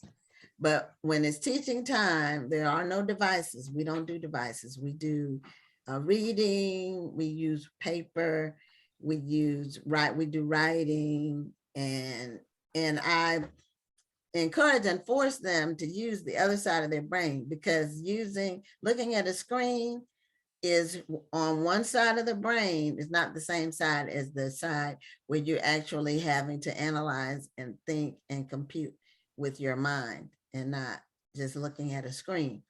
So it makes a difference with children, and virtual is not going to ever replace the one-on-one. And they've already shown how really damaging it has been to children.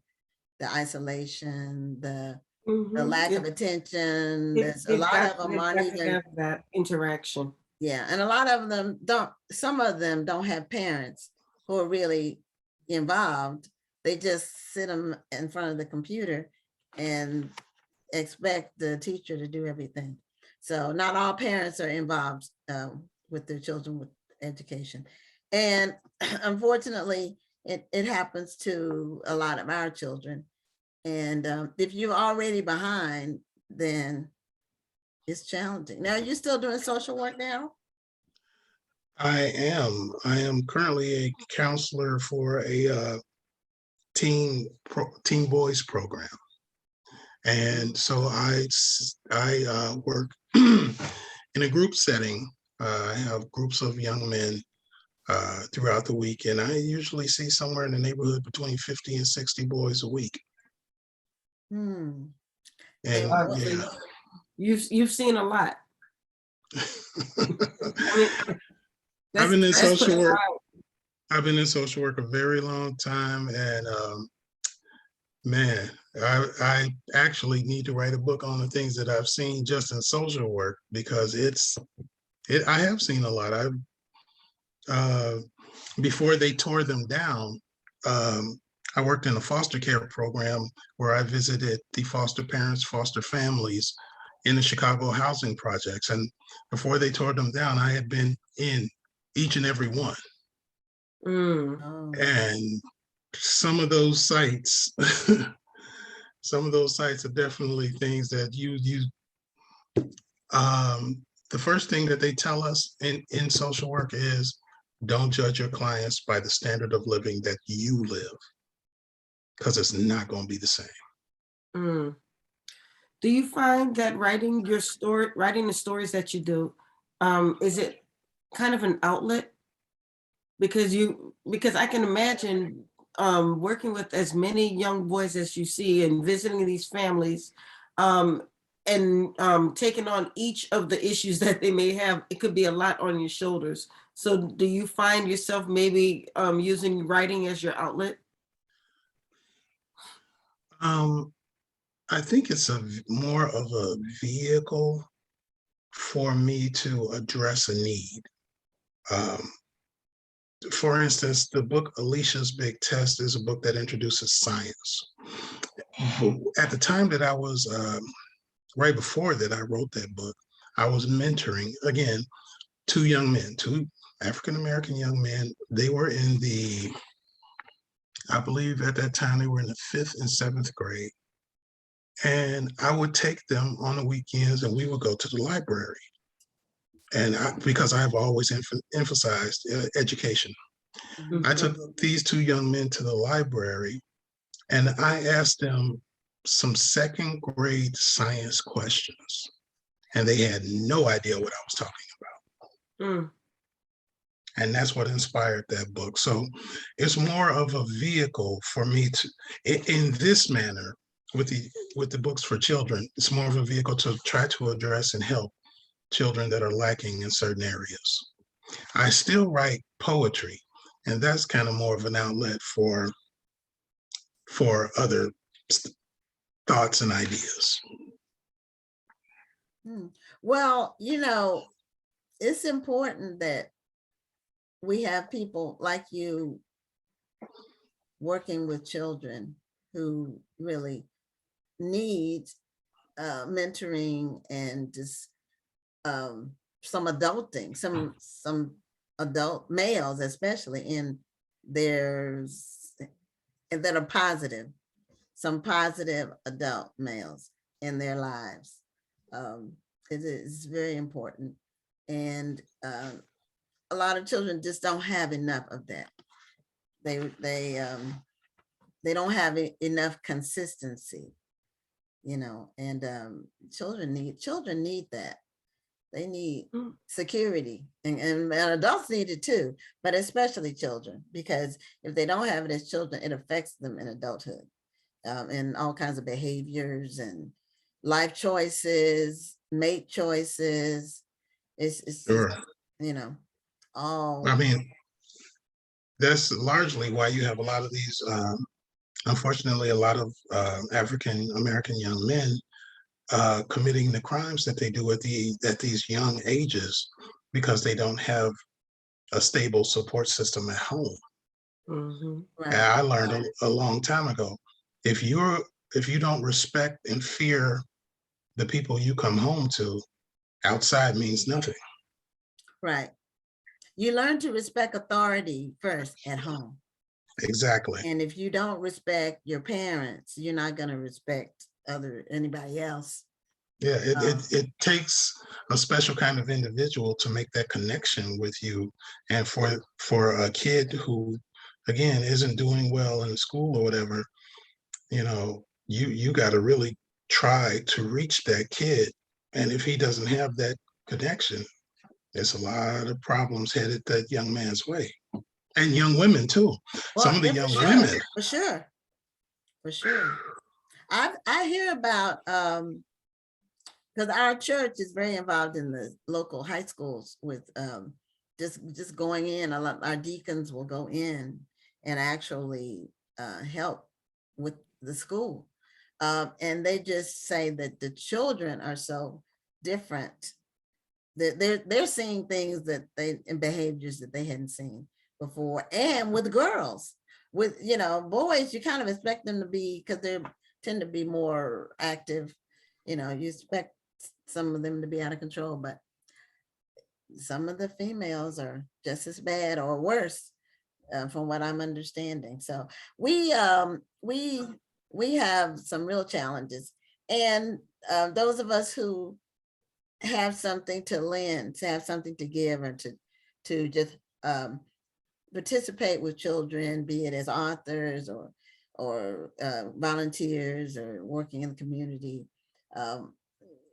More of us need to do that as much as we can, because it affects all of us when we have children that are not disciplined and taken care of. It affects the whole community. It affects the whole nation. Absolutely. So that's why I created the Black Child Book Fair, and that's why I'm trying to take it again across the country. Actually, in February, COVID willing, we are scheduled to be in Indianapolis on February 5th, Okay. in Chicago on February 11th and 12th, Okay. Kansas City, Missouri on February 19th, and DeLand, Florida. So this is a small town in between Orlando and Daytona Beach. We're collaborating with the Black Homeschoolers Conference. Okay. And so we will be there lending our work to the people, the Black homeschoolers. Now, one of our regular viewers, Janice Kearney, she said, consider coming to Little Rock, Arkansas. Definitely will consider coming there. What I really need is a venue. If I can get a venue, I will definitely consider coming to Little Rock. Okay, Janice she watches every week, and she's watching now. Right. So She'll get in touch Janice, with you. if you know of a venue, you'll consider it. Now, when you do the Black Child Book Conference or Book Fair, how does that work? Do you network with authors in the local area and get them involved? How do you, when you go to each city, which authors or which books are there? How do you do that? Well, largely, I use my social media to make announcements of where we're going. Okay, So that's my Facebook, as well as Instagram, and I post that we're coming. And there are several um, Black children's writers, Black children's authors groups on Facebook. So I will put a posting up there, and people will respond. Of course, okay, I started building a listing of Black children's authors nationwide. So I do have that. And of course, the people who have come to my events before, I also let them know. And, whoever is interested comes. Who's not interested doesn't come, or they may come to a particular city and not the next city.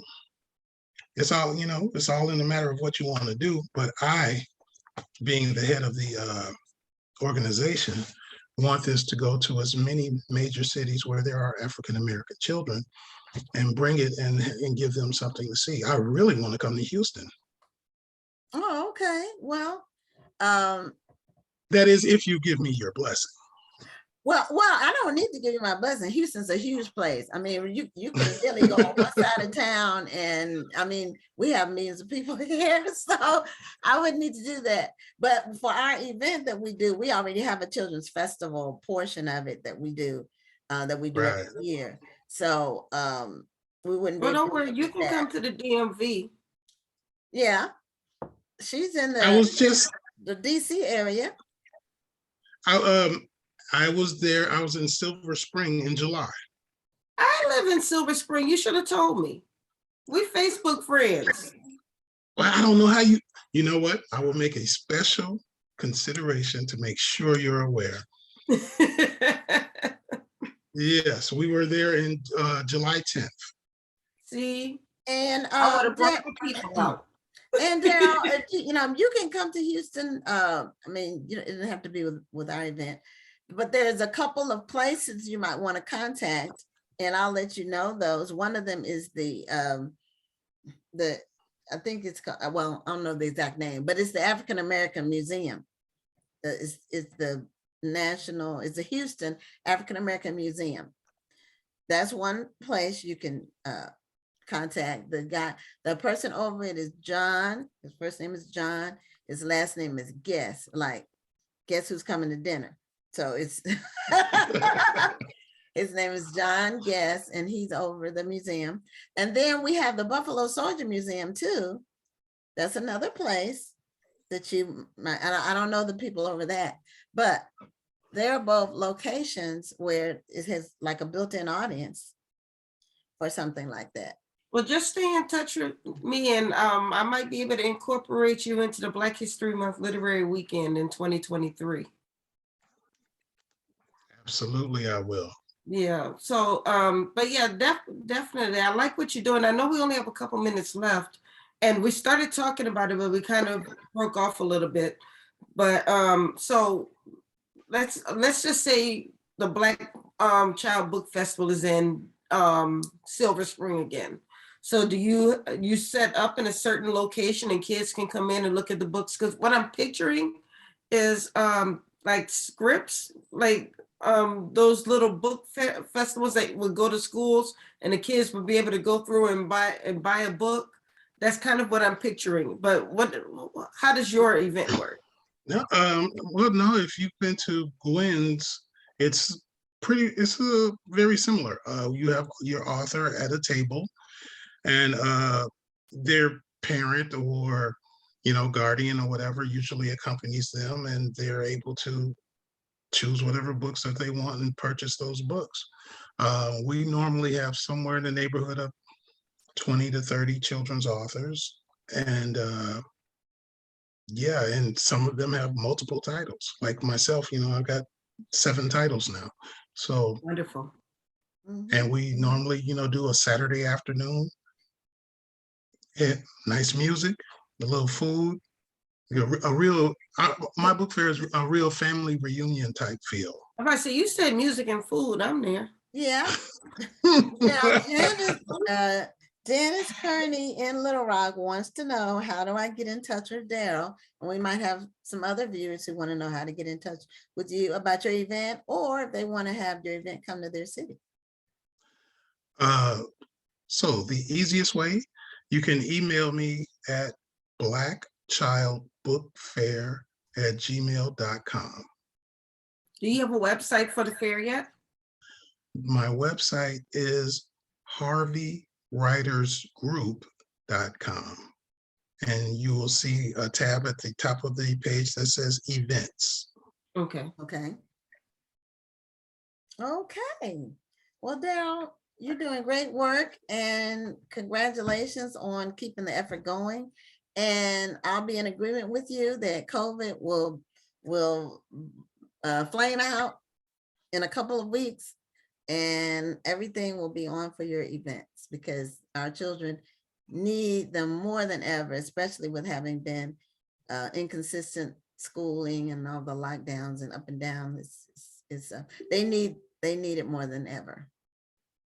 Absolutely, they do. So we're going to continue to push things out, and we're going to continue to just travel across the country, and hopefully you'll see us in Houston very soon.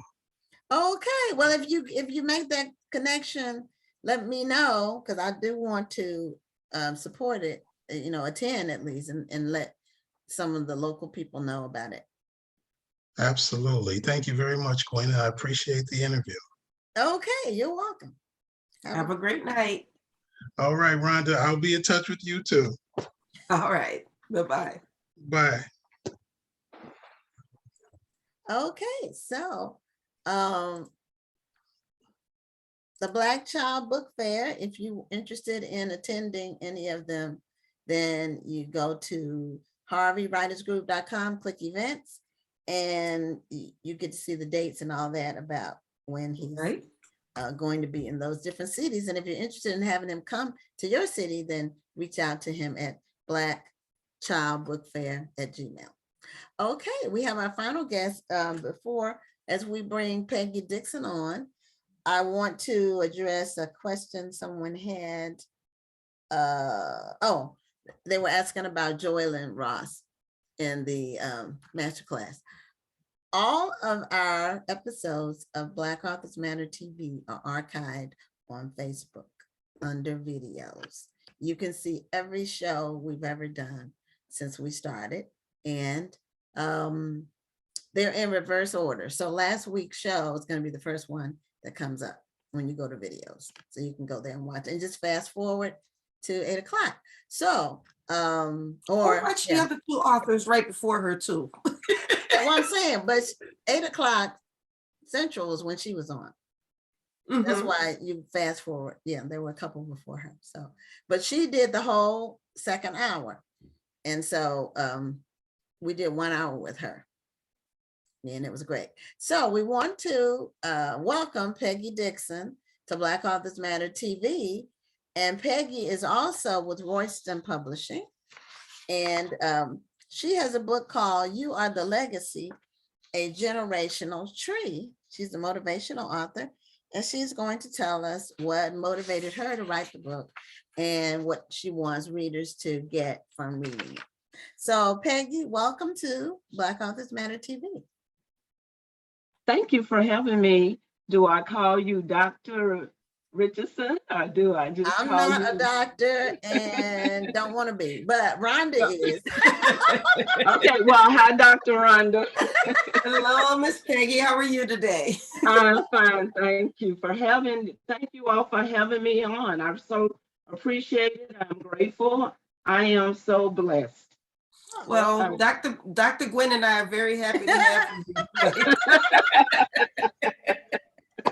All right. So, after I got my bachelor's, I was done. I was okay. That's enough. Although I'm always learning. I did have a PhD in some things. The School of Hard Knocks is one of them. Philadelphia, Harlem, and Detroit. I'm not gonna perform them all. Doctor. So anyway, tell us about your book. You Are the Legacy, a Generational Tree. Tell us what led you to write it and what it's about. All right. Well, what led me to write it was an inspiration from God, of course. I think we all get inspirations. But when I was growing up, I loved trees. And as I played with climb trees, taught lessons from trees with teenagers, they would think, you can't climb up in a tree. And I was like, I'm going to show you. And so I did. I'd climb up in the tree, and I was a young adult.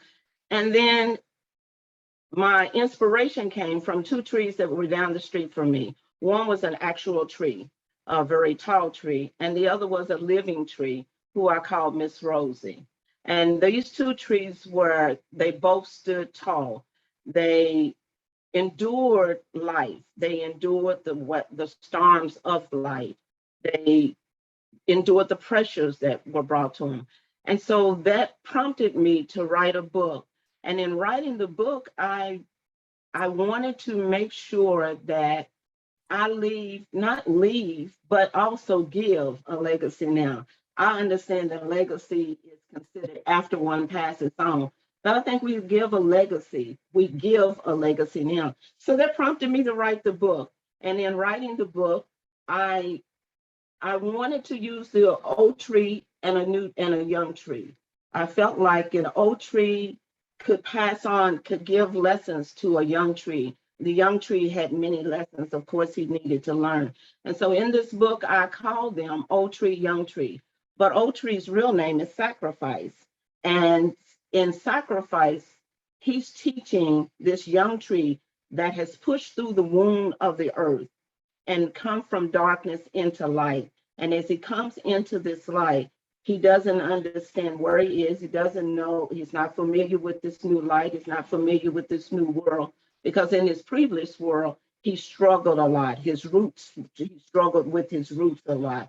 He got entangled and got snared, and just a lot of things happened with him underground. And so when he surfaces, he finds himself beside this great big, tall, massive tree. And he looks up at this tree, and he realizes that this tree must have been here a long time. And therefore, if this tree could make it and survive in life, then he too finds that if he gets to know this old tree, Sacrifice, then he too can make it through life. It's really an allegory of our lives as seen through the life of these two trees and the struggles that they face, the seasons that they go through, the hardships, the discouragements, the disruptions, the lack of confidence, self-confidence that he goes through. And as he's going through this, eventually he does come to learn some truths about himself. And he's able then to pass on those truth seeds, as I call them, to other generations that he comes in contact with. That, of course, is not all about the book, but I wanted to see what else you might want to say before I carry on. Oh, well, I think it's good. I guess it's like a metaphor, so to speak, Yes. for life. And a Yes. lot of people miss the sacrifice part, especially in the age we live in now, where everything is supposed to be fast and you know, we live in the microwave generation, maybe even faster than a microwave. But yes, you know, things take time. they take time. And you can't, you know, just about everything takes sacrifice. But you know, I've heard I think it was my sister who mentioned something to me, and I've heard it from other people, where the previous generation, I'll say maybe 20 years ago, it still happens now, but it was more prevalent like 20 years ago, where everybody wanted to be a rapper. Okay. That was the thing, where everybody thought they could be a rapper and get famous being a rapper. I was a rapper when I was 13. Were you? I wasn't very good, but I was a rapper. Okay.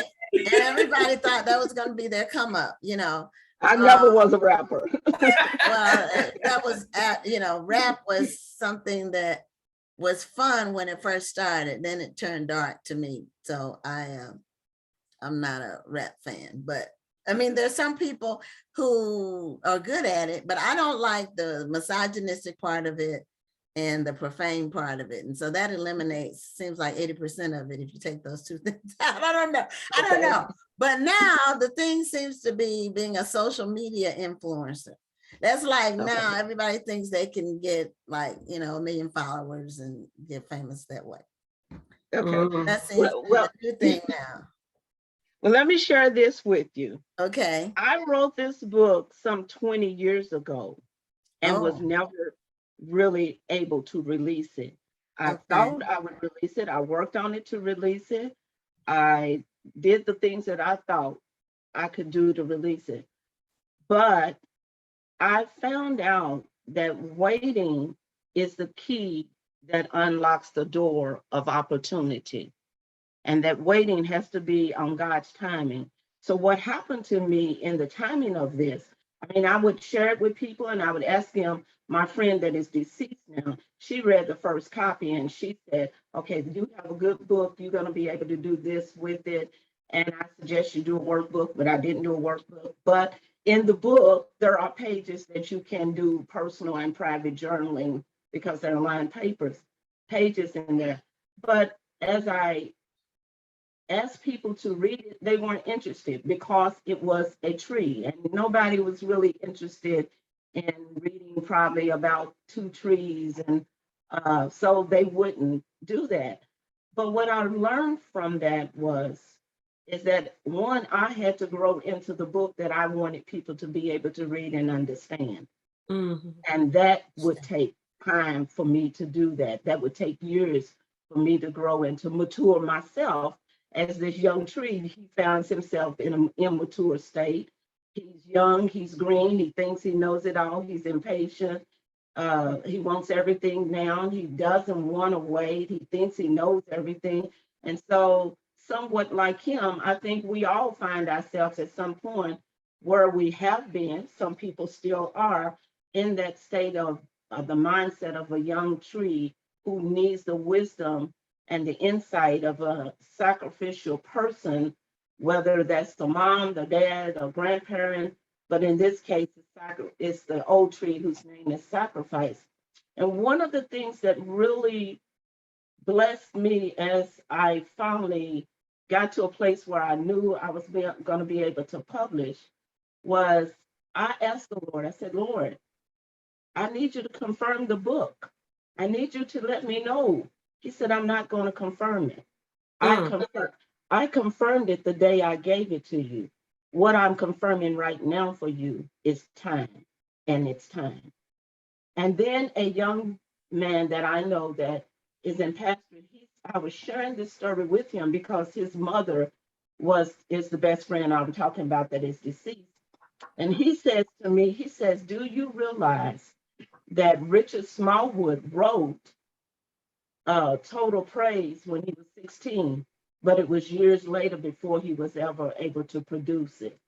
And so then I really understood that this is the timing in which this book needs to come across because it's a multicultural book, it's a multi-generational book, it's a transformational book, it's a multi-dimensional book, and meaning that on the surface, you're going to read it and you think, oh, it's just 2 trees.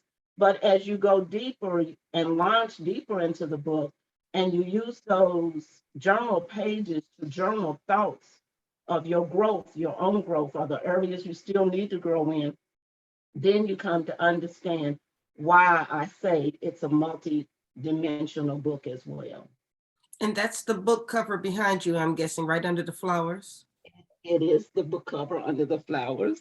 I'm a pearl girl, and I love the color yellow. So yes, I had to throw that in there. Hey, beautiful. I love pearls myself. All right. Now, are you in a sorority?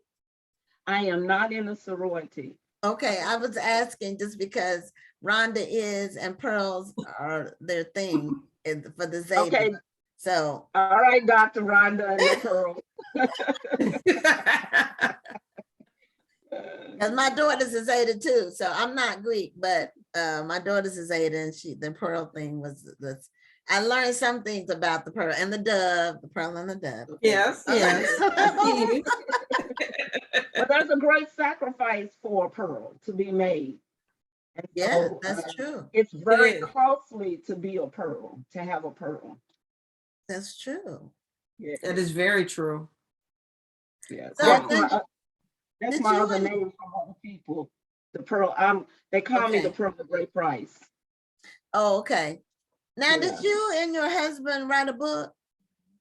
My husband, I wrote the book, but yes, he wrote it too because we lived together for 40 years when I was writing the book. So we're now going into our 48th year. So when people say, "Did Wow. you all write the book?" I go, "Well, yeah, he wrote the book too, because that's why I'm writing the book." Yes. So you've been married for 48 years? We'll be married this August the 10th for 48 years. Beautiful. Congratulations. Yes, That's a blessing. it's called Meatloaf and Marriage. Okay. What do they have in common? Okay. Meatloaf and Meatloaf marriage. and marriage. What do meatloaf and marriage have in common? Well, let me back up just a little bit to say Okay. that my family and friends that know me, they think that I make the best meatloaf in the world. And it's like when the kids come over, the grandkids come over, they go, okay, I said, well, they want to know what we're having for dinner. And I say, well, it's not meatloaf. They really go into a frizzy, like I say, they got meatloaf on the table. That's why we looking came for meat. over. Yeah, that's why we came over. I have a friend that lives in Chicago, and she asked me, okay, when I come home, will you make me some meatloaf? So because my husband loves my meatloaf, and because I love him and I'm thankful for him in marriage, that's really how Meatloaf and Marriage came about. The title came about. And then someone was the cover, the designer of the cover said to me, okay, so what do they have in common? And that's how the rest of it came to be. What do they have in common? So to answer your question, Dr. Cole, I hear you over there thinking about it. It is ingredients, seasoning, and the container. And that's Okay. that's commitment, communication, and guarding your marriage. You need commitment, Okay. which is your ingredients, your seasonings, and communication, your seasoning, and guarding your marriage is your container. Because when you put a meatloaf in a container, that guards and shapes your That is true, because you can't have meatloaf without that meatloaf pan or dish. I have 2 glass ones, but I also use them for bread, like when I make banana bread or sweet potato bread. I use them for that too. I haven't made a meatloaf in a long time. That reminds me, maybe I'll make one. And if you read the book, the ingredients are in there for making the meatloaf. But what I tell everybody, and I tell my friend that lives in Chicago, no matter how you put the ingredients together, the seasonings together, whatever you do, it still won't taste like my meatloaf, because my meatloaf is mine and your meatloaf is going to be yours. So that's true. That is true. I don't think I've ever tasted 2 that tasted the same. That's true. That is true. But they've asked me to put it on the market, and I won't. Yeah, you're gonna keep it. Okay. Are you gonna Now pass I really it? have to taste this meatloaf. Do you have it do you have the recipe in a secret vault so you can pass it down to your children? No, pretty much the recipe is in the book. Oh, Where you do put you it in the live? book. Okay, Where do I you thought live, you were Miss saying Peggy? it I'm was coming a visit secret. you so I can get some meatloaf. Well, you have to what is it? Put me on the schedule, or I'll put you on the schedule when you come in this way, and we'll make it happen some kind of way. Okay. I want my So meatloaf. you all have 3 children, and then you have grandchildren, and you have a set of twins among your grandchildren. Is that right? Yeah. Well, we have 3 children. Okay. Risa and Cyrus, and he's married. His wife is Stephanie. Okay. And we have a daughter, Rachel, and she just recently got married, December the 22nd. Oh, okay. To James, Kame. And then we have 5. Well, there's Darnell and Joel. Get this, y'all gonna laugh. 18, 16, and Timothy, 16 months. Yeah, you heard me. You saw it. Well, But you broke up a little bit. Yeah. okay, so the ages are Darnell, grandsons are Darnell, 18, Joel, 16, and their baby brother, Timothy, is 16 months. Okay. Yes. Wow.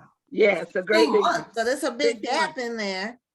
That's a big gap in there. And Timothy is born on his brother's birthday, on Darnell's birthday. Mm. So that was a blessing for us. And then my oldest daughter, Risa, has the twins, and they're 8 years old. Okay. Walter and Wesley. And then the memory of our grandson, Israel. Yes. Okay. And then Now, Cyrus and Stephanie. how did you and your husband meet? Because if you've been married for almost 50 years, that means you got married very young. Yeah, because you don't look past 48 now. No. Thank you, no. girl. I'll take that. I'll take that. I'll take that. That means you must be about 28. My husband and I met at a youth singing for Christ at his church. I wasn't a member of his church. I went there. It was a community sing-wise. So I was like, okay, I'm going to go there. When I walked in the door, he said, he heard, you going to marry her. And he was like, no, I ain't going to marry her. And we dated and dated a little while. He was what I say. Now, let me say what he say I was first. He says I was homely, and I say he was square. And so that's how we came together. Oh, okay. That's what you had in common. It's Yeah, good to be equally yoked.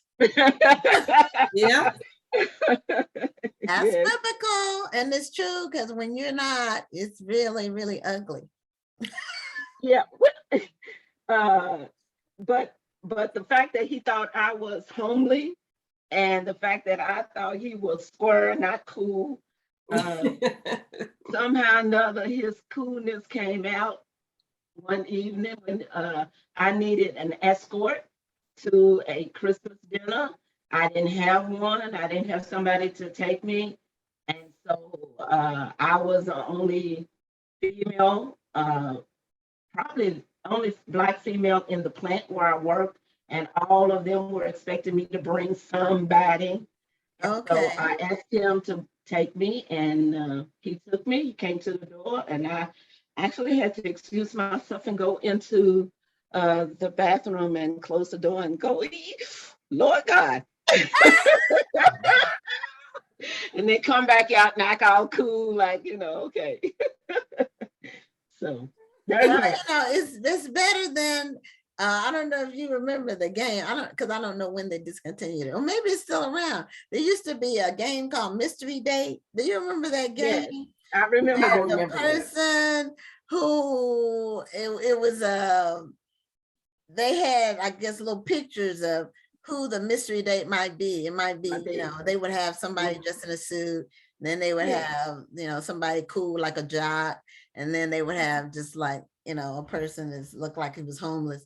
And so that was a game that they had. So when you open the door, sometimes you wouldn't know what you were gonna see, because depending on if he, normally, especially on the first date type situation, he will try to look his best, like he put his best foot forward. You would hope so. Yeah, the best foot is sometimes it can be great and sometimes not so great.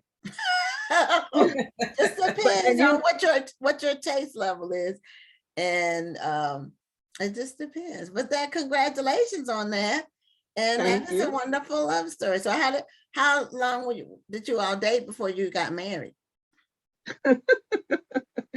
We started dating in November, and in May we were engaged. And in August we were married. Okay, well, it was a short engagement, but a long marriage, But a long marriage, thank Short you. and good, Yeah. a long It marriage. didn't work now, and Yes. when you read the book, you're gonna find a part in there, and you're gonna say, no, no, surely not Peggy, not Miss Peggy. But there is a part in there that kind of surprises people. As they've known me through the years, they just kind of like, I don't think you did that for real. I was like, yeah, I really did do that, but you have to read the book to find that out. Yeah, well, marriages I go think it'd be through nice.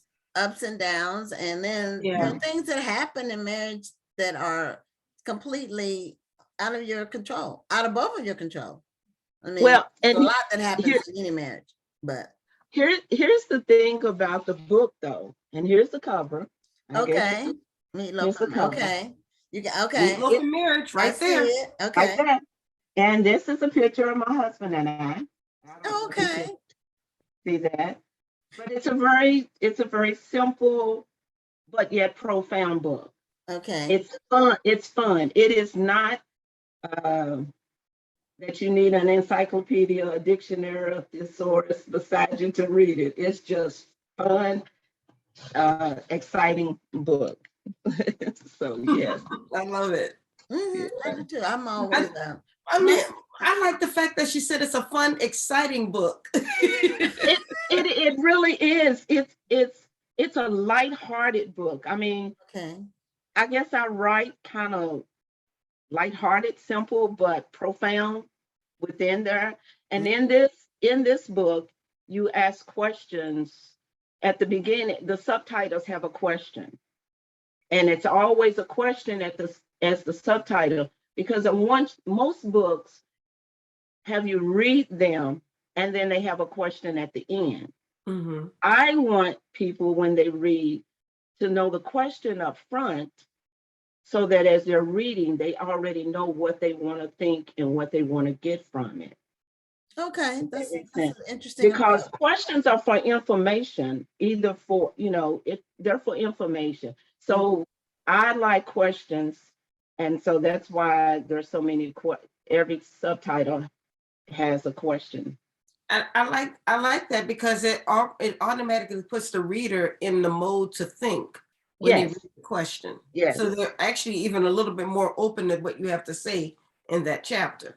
Yes, because there's one of those chapters in there that I don't want to quote it wrong. Let me pull it up and give it to you. But it says in there, and you're gonna love this.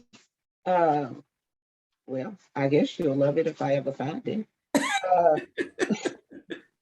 You said, and this is the first chapter. Why shouldn't I know that one? You said I do, but to what? Ooh. Oh. Yeah. It starts off kind of like that. That is a good question, because a lot of times, depending on your spouse, you can be saying I do to a whole lot of stuff that you didn't really sign up for. It just depends. Right. That's why this is important to know who you're dealing with. Is this so important? And absolutely, get to know the person, have conversations, do different things together beforehand, so you can know how they respond in different situations. It's just meet their friends, meet their family. Because when you marry somebody, you marry their family and friends, even though they tell you that you don't. That's not true. But you do, because you have to deal with them. So I mean, on a regular basis, because you want your spouse to be involved with their family. You don't want them to marry you and then have to be disconnected from everybody. That's not good. Well, that's another whole nother story behind it. It is. Well, Peggy, you have been an amazing guest. You got to tell us about 2 of your books. And I know we were only expecting to talk about one, and you gave us 2 good ones. I was only expecting to talk about the You Are the Legacy of Generational Tree, and then Miss Richardson here brought up the book, so that was like, okay, then I guess we're gonna go with both of them then. Yeah, well, I was reading it. It sounded interesting, so I want to know more about it. So tell people how they can get both of your books. Well, you can get it, of course, on Amazon. Okay. And then I have a friend that is in Lexington, Kentucky. She has a bookstore called Serenity Christian Bookstore, and her name is Jennifer Henderson, so you can get it through her. But otherwise, just Amazon. Okay. Yeah. It's available. Okay. Yes, And And is we it did under put the your link to the name? books. We did put And the you can link to do, the books in the chat. Okay. it's on, there are ebooks also on there. Okay. Okay. Yes. All right. Well, thank you so much for being a guest on Black Authors Matter TV. Well, I'm excited. I've had so much fun with you all. You Well, know, we we had could, fun the talking way to we're, you. the way we're carrying on, we could have gone on for another half an hour I probably. was just about to say you were a great way to end the show. It is. Well, thank you so very much. Yeah, Thank we you. try to have conversations with our authors. You know, Well, it's basically yeah. what we do. So thank you Okay. so much and Happy New Year. A blessed new year to you all too. Hopefully you both will come on down and call me up or email me under Peggy Bruce Dixon at gmail.com. Let me know when you're coming ahead of time and we'll try to get them meatloaves together and sit under a tree somewhere and talk. I like Okay. it. I All right. love it. Good. All All right right. then. Thanks so Thank much. you. Have a good evening. Good evening to you too. Okay. Bye. Bye-bye. Bye-bye.